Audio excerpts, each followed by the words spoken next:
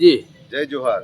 અમે આજે આ પ્રકરણ બહુ લાંબા સમયથી ચાલતું હતું, લગભગ 25 વર્ષ પહેલાંની વાત છે આ. એટલે હું સુરત આનું ઇન્ટરવ્યૂ આલવા ગયો ત્યારે 31 જણા સંજેલીના આવ્યા. એટલે પછી મેં તપાસ કરતા આનું આ રહસ્ય ગોતતા ગોતતા લગભગ 5-6 વર્ષ લાગ્યા અને એના ગોતતા જ હતા. અને એ અરસામાં આપણા યુવરાજ જાડેજાએ સોશિયલ મીડિયા દ્વારા આ આખા એ પ્રકરણનો ઘટસ્ફોટ કર્યો.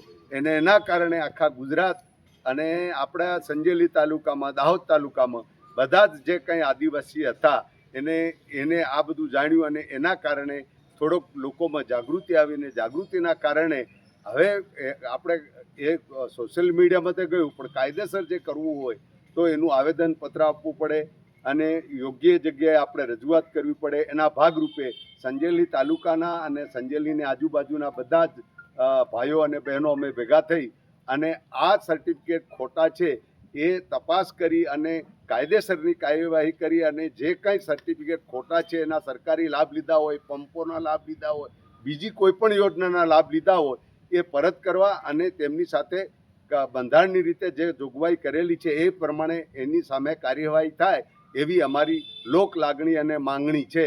જય હિન્દ.